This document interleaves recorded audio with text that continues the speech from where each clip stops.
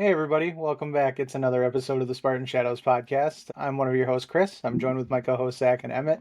We're back with another episode this week. I'm wanting to catch you up on the week's latest news of MSU athletics. There's some information, again, summer slow season, not a ton, but with recruiting hyping up in football, some college football 26 video game news, some other updates with basketball, hockey, baseball. So we got a few tidbits for you, but we appreciate everybody tuning in. And Zack, Emmett, thanks for joining me. How you guys doing? Good. Just give me all the football news possible. Give me more clips of the NCAA football game and give me more news on the schedule. Just give me as much news as possible because guess what? We're less than 100 days out from college football. Going to be interesting, but excited to be here. How are you doing, Emmett? I'm doing good. Like Zach said, we're under 100 days. We're actually, at this point now, over a week over 100 days. We're at 92 right now as we record on Thursday night. Probably the time this comes out, we're looking at 90 or 91 days. And then we are under 2 months out from the new college football video game. Big fan of that. Can't wait to... It's going to be an exciting time. Can't wait to play through it with getting Michigan State back to back to back to back to back to back to however many years they'll allow it. National champions. Undefeated, of course. Yeah. But yeah, it's that time when you get... We saw a trailer. Michigan State was part of it. Got a glimpse there. That's always exciting. It's just that time when I know that the season is still over 90 days away, but you can slowly start to feel that hype for college football building up. You have recruits coming in. It is just going to be that time when you start to convince yourself this is the year my team's going to go and win it all. My team's going to go 16-0. So it's that time of year. Everyone's starting to convince themselves that this is the year for their program. Whether you're a Michigan fan, a Michigan State fan, a Wisconsin fan, you're telling yourself, this is the year my program is going to get it. If you're a Texas fan, this is the year we get it. Well, yeah, you have Arch Manning, sure, but... I was just going to say, can I start blaring Thunderstruck already, preparing for the Yes, NCAA football game? Is that allowed? it 100%. might be in the game. I'm pretty sure. I was just going Yeah. to say the team, the MSU football page, put Thunderstruck. If it's not in a game, All of the I, articles I've seen I talk want. about Michigan's Mr. Brightside. I haven't seen anything outright confirming a Thunderstruck, but if Michigan State football is saying Q Thunderstruck, hey, I'll take it. I'll take a realistic stadium entrance. Exactly, I Yeah, would too. same for more game day traditions. So we'll start off in the world of, I guess, just the latest of what we've heard in the AD search. Not a whole lot as far as emerging candidates or favorites, but if you've been following along the MSU Twitter sphere, you will notice that the Board of Trustees does have a meeting scheduled for June, I believe June 13th in Traverse City. Random destination. I don't know why it's in Traverse City. Maybe we're taking That's a right. vacation Riley meeting. Bull is going to be the new AD. Yeah, Riley Bulla, Matt Seibert, one of the two, maybe could be Max the AD Bulla, Dark favorite. Horse. Yep. So we'll see, but a lot of people speculating that that would be when the Vote for hopeful approval. AD is confirmed to the board. But I guess we'll see. Still not concrete information on that, but that is when the next board meeting is. So schedule that accordingly, I guess, and follow along on the social medias for updates there. Of See course, if if the we hear Beaumont Tower anything. gets the green smoke going.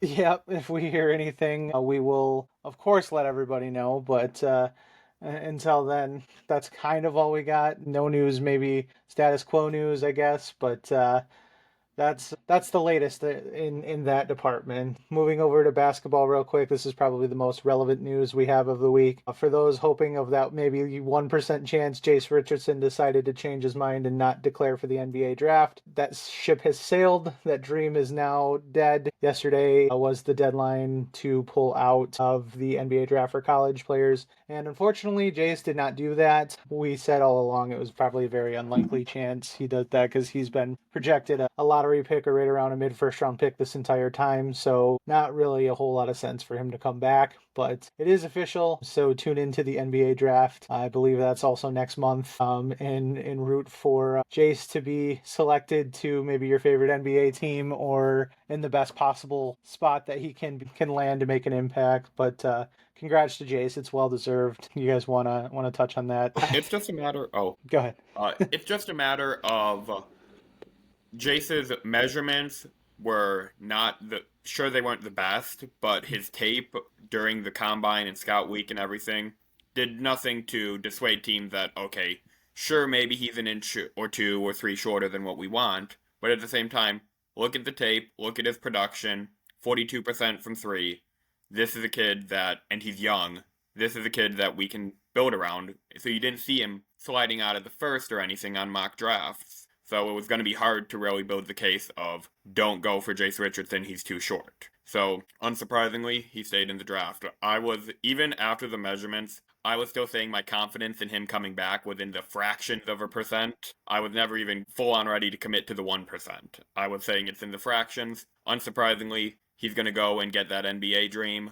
Good luck to Jase. Exactly. And you also have to factor in what more would Jase get coming back outside of maybe getting to a Final Four, maybe trying to win the national championship. Some things that obviously his dad did, he didn't achieve, but for the most part, he achieved a lot at Michigan State. He obviously overachieved of what fans thought he was going to be instantly. He won the Big Ten last year by 3 games. Part of that, getting a team back to an Elite Eight. You really have to think about like what would be worth him coming back to Michigan State outside of kind of down that legacy. And I think he already has a legacy at this point. Outside of that, like coming back because he loves MSU, coming back for NIL. Like if he comes back, really the only opportunity that he has to maybe move up in the draft is maybe getting a little bit more playing time at the point guard position. If he does do that and kind of demonstrates a little bit more of that, maybe he might be a point guard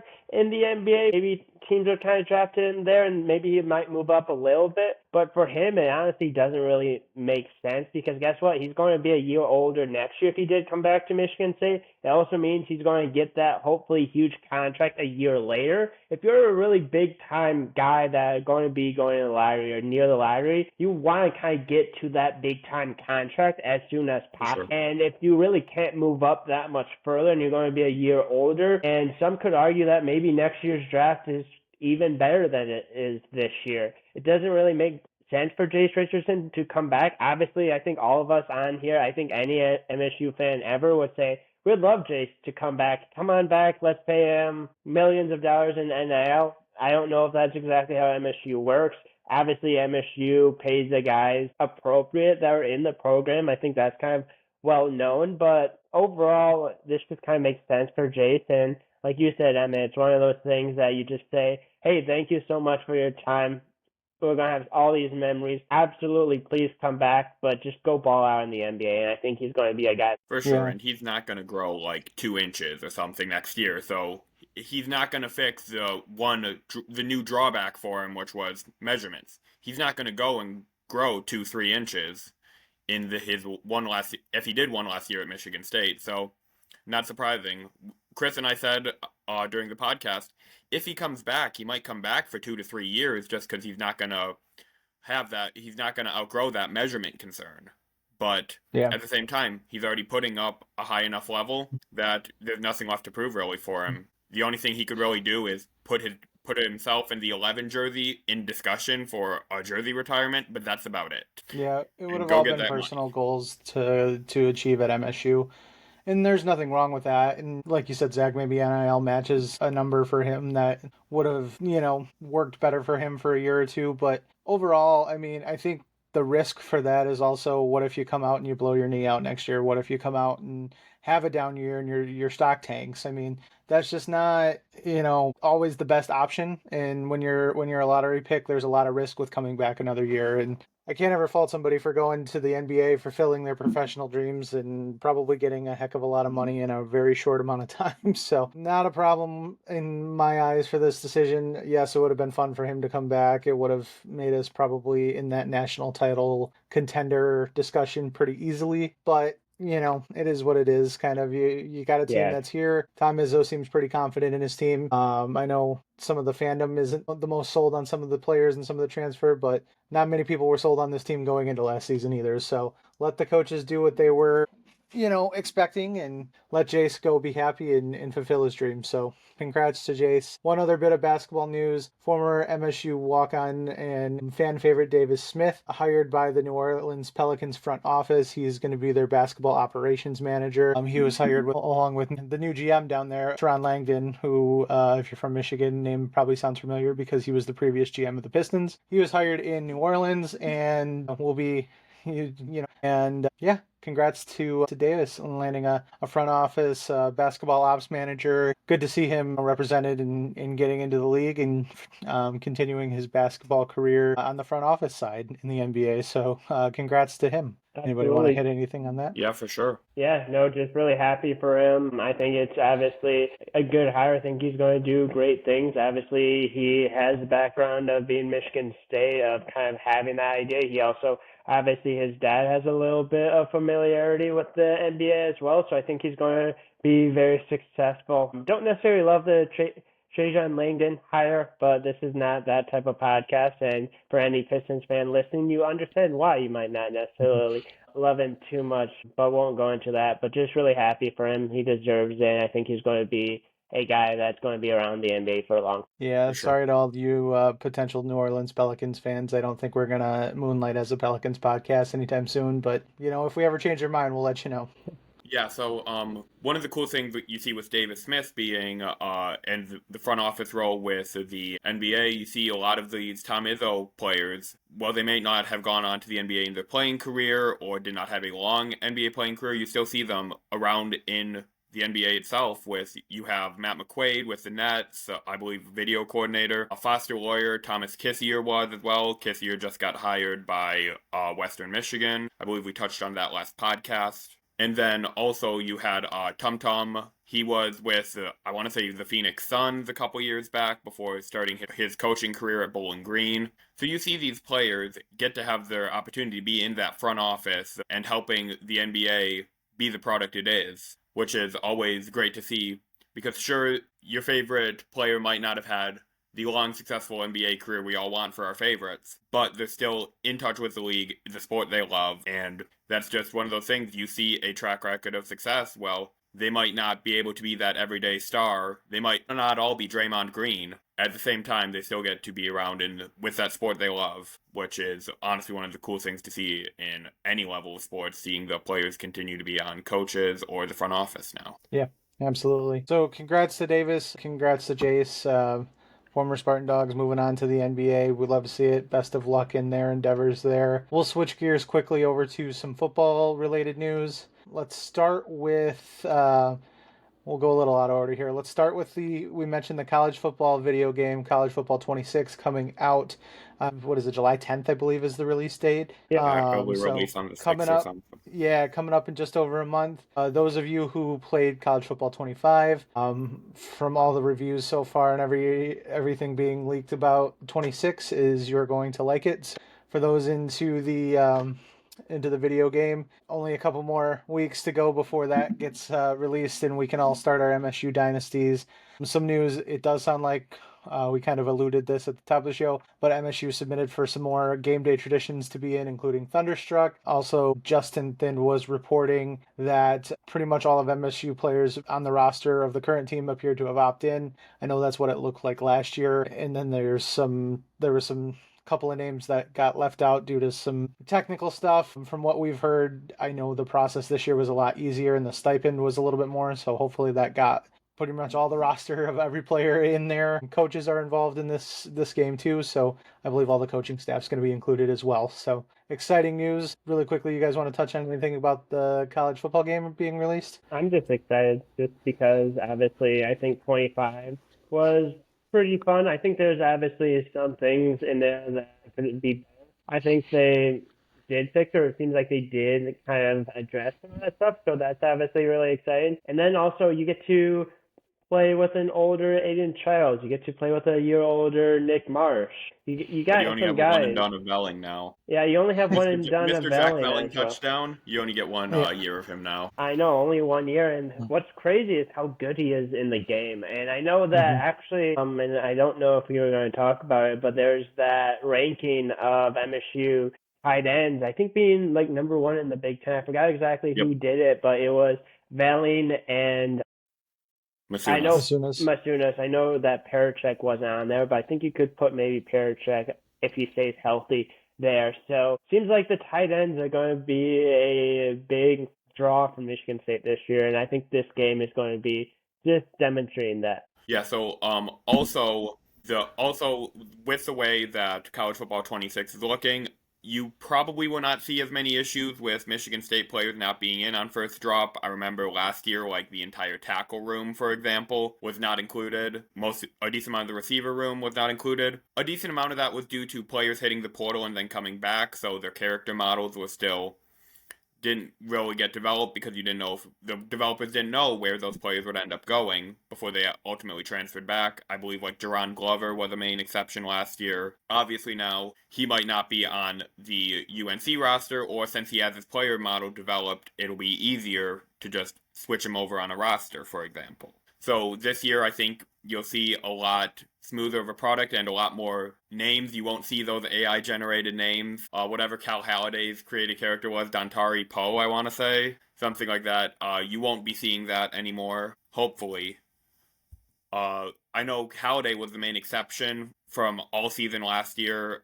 He was a player that was mentioned as should be on the roster. Well, he was mentioned as the notable exception for not on the roster. That we know of, there is nobody who has opted out, or I believe with Halliday the situation was just forgot to send in his paperwork and never opted to. Yeah. So obviously we haven't heard of anything like that. I can't think of any notable exceptions from last year among scholarship players that never ended up being in the game who are back at MSU this year. So hopefully, outside of maybe some spring transfers, you might not see a Kai Rios, you might not see a Devin Cromwell. You might miss a few of those players while they're still working getting transferred over. Hopefully you get to continue to play with almost every single name that's going to be on the roster come August and September. Yep.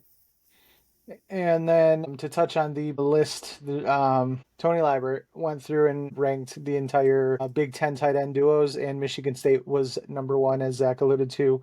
Velling, Parachek, Masunas. I mean, I know there's three and it was a dual ranking, but all the three of them can be pretty interchangeable. Just goes to show you the tight end depth that we have on top of some of the newcomers, the Jaden Saveries, the players like that who are relatively new to the program that are going to elevate the room as well. So lots of talent coming in on this tight end room for next season. And I cannot discuss enough how excited I am for this tight end group this year. You have three proven options.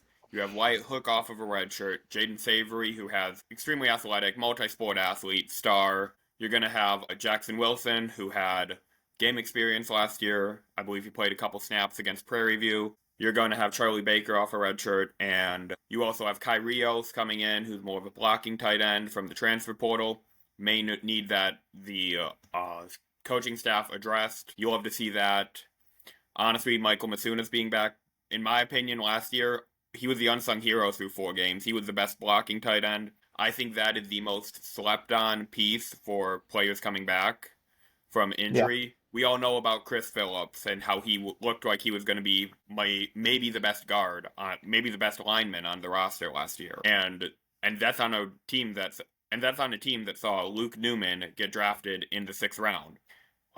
Week 1, Chris Phillips outplayed him. We don't know how the rest would have played out, obviously, because obviously you didn't, at the end of the year, you didn't know how FAU looked in terms of who was a better defensive tackle at that point, and obviously how the rest of the season would have gone against higher competition. We know about Chris Phillips. We know about Gavin Brocious coming back. We know about Connor Moore coming in through the portal. But I think having a blocking tight end is going to do a lot of good for the Spartans. Plus, I mean, Masunas did lead the Spartans in receiving yards week 1 last year. So you are going to see a great piece coming back, and I think that is the piece that's not being talked about enough for players coming back. This room, there's a reason why they were given proven studs. They're the only one in that category. Everyone else, even with Oregon, Penn State, and Ohio State, they were all talked about as potentially great. Personally, I think Ohio State got slept on. I'm very high on Max Clare, the Purdue transfer. But this isn't an Ohio State podcast. I'll stop talking about Big Ten tight end rankings. I just think this tight end group is going to be the difference maker for MSU this year. Absolutely. And to be the difference maker, they're going to have to compete game in and game out. And as of this week, we have learned at least the first couple of games on when they will be taking place, because there was a little bit of a schedule transition leak. Well, thank you guys. Appreciate that. It is confirmed. I know Emmett and I kind of talked about it being most likely going to happen, but on last week's podcast, but we did get confirmation. The football season kicks off Friday, August 29th, 7 p.m. in East Lansing against the Broncos of Western Michigan. That is confirmed. get your plans made for that one. The following week, Boston College comes in to finish their half of the home and home from last year. That will be Also a night primetime. game. Yeah. Yep, primetime game 7:30 in East Lansing, and then week 3, September 13th, 3:30 kick against Youngstown State. They also did confirm that UCLA was going to be the homecoming game. Shout out to Emmett. I've been saying that since the schedule got announced. I'm like, oh yeah, it's a homecoming for UCLA. Yep, we had a feeling, and that got confirmed, and maybe a little bit to the Spartans' advantage. That will be UCLA's first game East, and it is a noon kick, and so 9 o'clock a.m. for those UCLAers. So they'll just hopefully be waking up and not quite ready to play yet. We're gonna hope for. So noon kick for homecoming. That again is October, and rest of the game still to be determined. We do know the end of the year game against Maryland's going to be at Ford Field, November 29th. So I would imagine that would be a Friday primetime game as well, I believe. So we kind of have an idea on that one, but that's obviously not official yet. The rest are to be determined. So, quick thoughts on the schedule, fellas. I think it's about as good as you can really ask for because you got a little bit, obviously, the first game, it's been kind of become a tradition per se for the most like last at least 4 or 5 years. I honestly like starting on a Friday because then you got all of Saturday to just watch college football. Like that's perfect to me. Now, obviously, last year I think MSU was on Friday way too often. I would like Yeah. to see MSU on like a Saturday for a majority of the time. But I think it kind of fits exactly what you want. You have Boston College is going to be a night game. You have Youngstown State at 3:30, and then you also have UCLA for a homecoming at noon. And I know there's a lot of people that was kind of complaining about not having really noon games last year. Honestly, though, like for me being a sports fan, like if I was out in Southern California, I would love a noon game because guess what it means? I can wake up at 9 o'clock and watch football all day. That sounds perfect for me. And then you also got the players as well. So maybe they'll start a little bit slow because of that. For me, I like it. I think it's about what you can ask for and what you can hope for. As someone who's played a high school football game at 10:30 in the morning, you will be slowly getting up to it, getting used to it. Yeah, you're gonna be yeah, with your routine, you're probably gonna be mostly ready to play. But you can't say it's not gonna be a factor when, as someone who's even just high school level at 10:30, yeah, I felt having a 10:30 a.m. game. But also, a couple more things. I do know that I believe USC was confirmed to not be a primetime kickoff, which is huge for the Spartans because that means on their West Coast trip this year, they will not have to play at 10 p.m., what would be 10 p.m. East Coast time. So that is a huge benefit for MSU. And then they get to play their West Coast team at 9 a.m. at what would be 9 a.m. local. Huge benefit for MSU. They win. It makes up for playing on Friday night last year against Oregon. Sure that we don't want to talk about that Oregon game, but this is at least a good makeup. You probably don't see 3 Friday night games this year, thankfully, like last year was. That was disgusting. Knock on wood. We finally have a noon game. We can celebrate that. I believe, last year we only had one game that was kicked off before 3. Yeah, I believe so. Yep. Yeah, because I believe Illinois we kicked off 2:30 local, 1:30 central. Yeah. So, yeah, because I was about to say everyone has that game. Overall, you get the noon game, which the players like, and that's going to be homecoming. You got to imagine you're going to have a lot of families coming in for that, and you get to have it with the rest of the day for the families. I'm just hoping that everyone comes up fired up and ready to spend the day with their family after a win. And this goes without saying, that's not for sure the only noon game potentially. That's just the only one we know of so far. Could be more depending on how the schedule shakes out. Just we'll noon see. Kickoff against USC. That gives the Spartans a 3 o'clock slot for their own time. Yep. And it would also be, the Michigan game is in East Lansing this year. Who knows what they'll do with that? Night game. I think they're maybe starting to try to shy away from putting that game at primetime just because of some of the shenanigans that have happened the past few years. So we'll see. But give me night. Who knows? Gives TV ratings and intrigue. Yeah, I would rather that game be played at night all the time, but that's just me, and I'm a sicko for that stuff. I would rather be played at night if it's a win, noon game if it's a loss, because I'd rather... Yeah. I'd love 100%. to drive home with a victory at 1 a.m., but if it was a loss, I do not want to drive home for an hour watching for deer while processing what I just witnessed. If it's if it's going to be a loss, you might as well put it on noon and Big Ten 7 channel, so Big Ten Networks 7, so nobody has Big to Ten watch Plus, it. But that's whatever okay. channel they put underwater basket weaving on, that'll be great. There we go. The infomercial channel. to wind out the last of the football news and notes, I did promise you guys official visit season starting. First set of visitors are coming to campus this weekend over the next roughly, I want to say 25 days. I think it stretches out to be maybe close to 30 days. As of right now, MSU is slated to host about 40 kids over the next month. The list changes ever so quickly, so don't be mad at me when this list gets outdated. It'll probably be outdated in between the recording of this podcast and when I actually get it edited and posted. So I apologize. I'm trying to keep it best for you. I put out an article on Spartan Avenue last week highlighting just the names of the list that I had last week for the whole month. That has since had probably 6 or 7 changes on people not coming, people being added, all that stuff. I will hopefully have another article up on Avenue tomorrow for who will be here this weekend. But to save you guys some time, you should still go click on it because it'll be good. But to save you guys some time, I'll just quickly highlight who is going to be on campus this weekend. I'll give a little bit more of a breakdown in the article, so if you want to know more about these players, check it out. Other than that, quickly, we have a 4-star offensive tackle, Colin Campbell, coming. He's from Gilbert, Arizona. 3-star edge rusher Fameatu Saleh, and I apologize if I mispronounce that name. He is from Seattle O'Day High School up in Seattle, Washington. MSU's had a few recruits from the last few cycles from that high school come in, so good to see Coach Smith attacking that school. He's a top 50 player at his position, currently rated a 3-star on 24/7. 3-star linebacker Braylon Hodge will be in. 3-star tight end Eddie Whiting, who is an MSU commit currently. He's coming to town this weekend.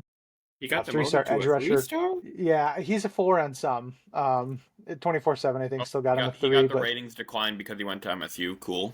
probably. So 3-star edge Corey House will be in. A 3-star safety Braden Thomas, who is an Iowa State commit currently. MSU trying to work on a flip there. I don't know how likely that is, but I'm just saying they're working on it. 3-star corner KJ Doriso and 3-star offensive lineman. He's interior offensive lineman Kaloy Kalei. Again, sorry if I mispronounced that one. He is from Honolulu, Hawaii. 3-star corner Jeremiah Favorite and 3-star wide receiver Elijah West. No, not the Elijah West we've already talked about. Different Elijah West.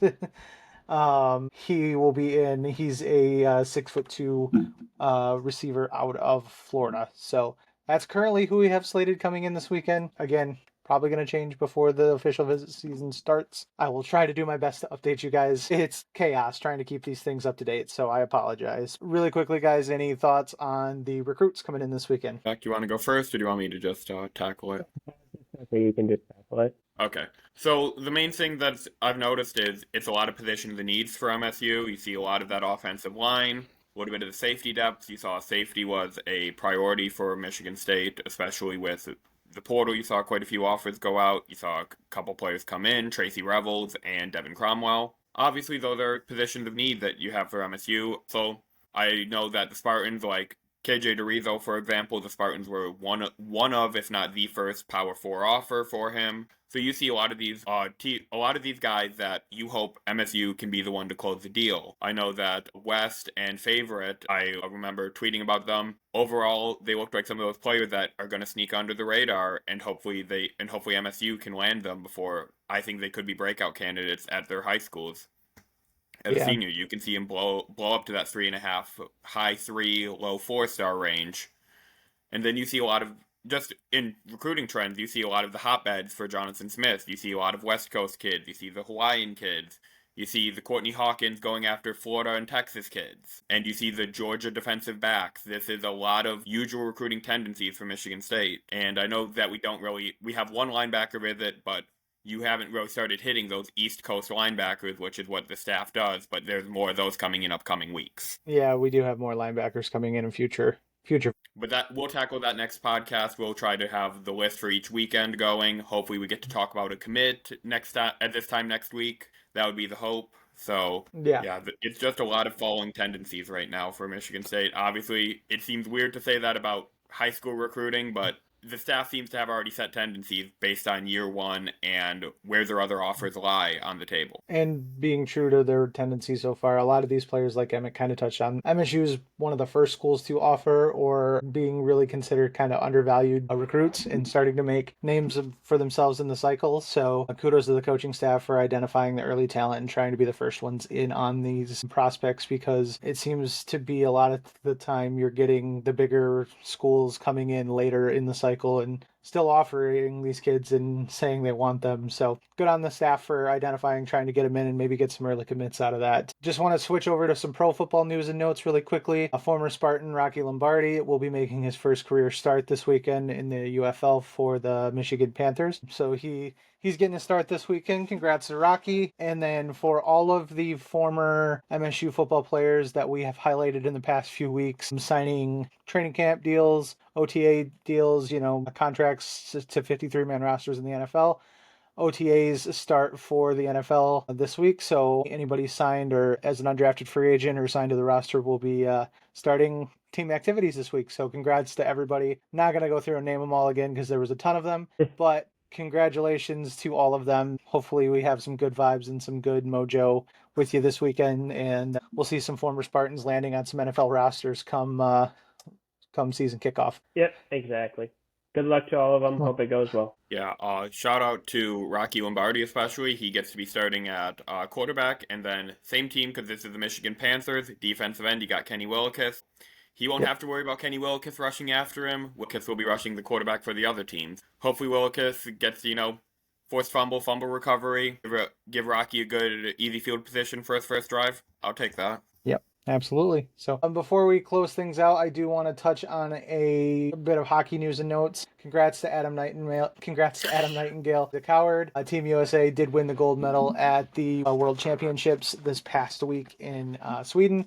They beat Sweden in the semifinals and then went to overtime in the gold medal game. Tage Thompson of the Buffalo Sabres ended up scoring the golden goal in overtime. A pretty touching moment as Zack ran to the dressing room and grabbed a Johnny Gaudreau jersey to place over the trophy when they got it. All great stuff. There's some really good video and clips of Adam Nightingale and the coaching staff with some celebratory hugs and Ike having a grand old time after winning the game. So congrats to both of them, bringing some golden hardware back to East Lansing before next season kicks off. Another piece of hockey news: the hockey roster is all but set as MSU landed one more commitment this past week, and it was a pretty big one. So that's some good news. Like I said, mostly set, pending Isaac Howard maybe has his NHL rights traded and gets a pro deal, or somebody unexpectedly decommits or decides to turn pro. We should be set with this last commit as Swedish prospect Eric Nilson not signed, but committed to play for MSU next season. Pretty big time prospect. He is draft eligible this year. He will probably be drafted.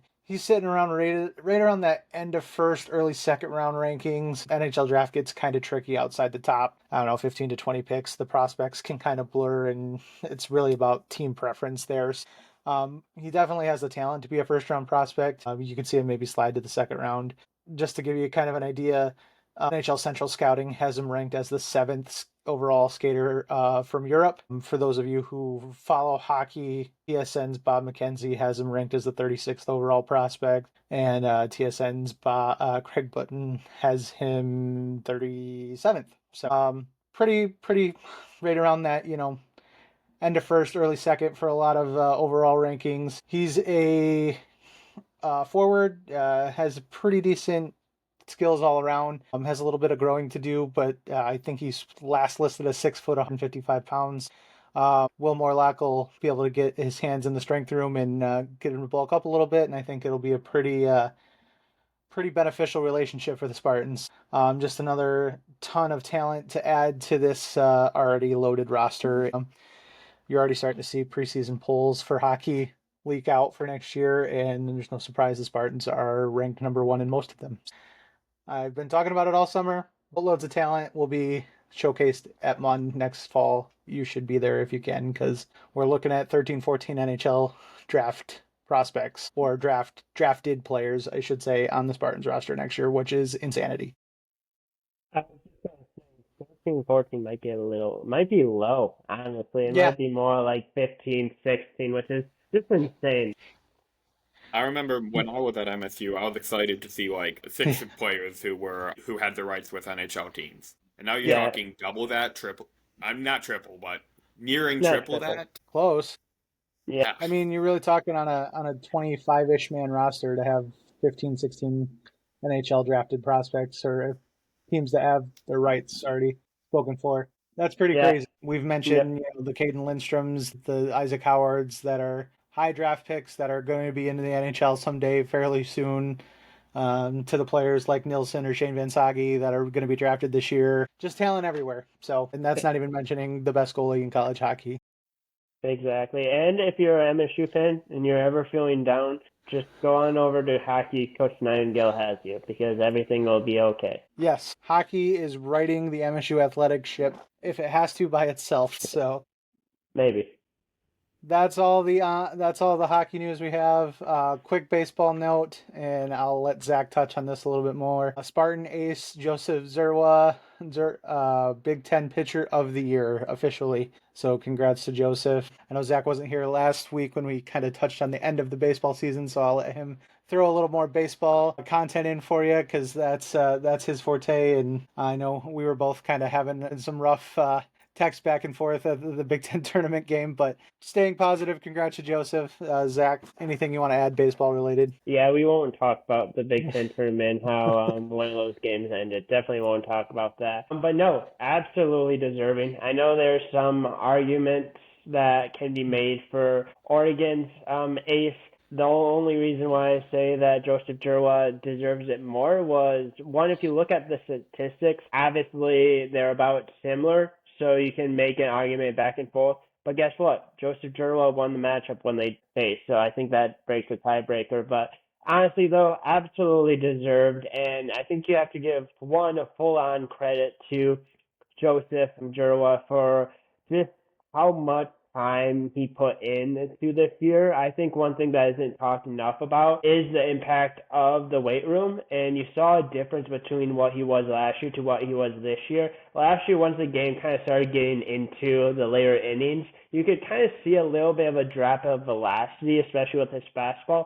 This year, you did not really see that whatsoever. I know Coach Boss talked about that over and over again, and you really do have to give full credit to the coaching staff and Coach Voss as well. I know that he is not the most beloved coach at Michigan State. I know there's some people that like him, some people that want him gone. I know there's the whole situation. I won't obviously get into that, but you got a guy back at Michigan State that was committed to Vanderbilt, and he basically told Coach Voss, he's like, I want to come back to Michigan State. I think that really just shows you what kind of coaching staff they have. Now, obviously, next year, like, he won't be on the roster. He'll be a top, like, 4 round pick, honestly, at this point, which obviously is great for MSU, and he absolutely deserves it. He was phenomenal this year. He was must watch, in my opinion. Sad to see him go, but absolutely deserved it. And hopefully coming to a Comerica Park near you in the future.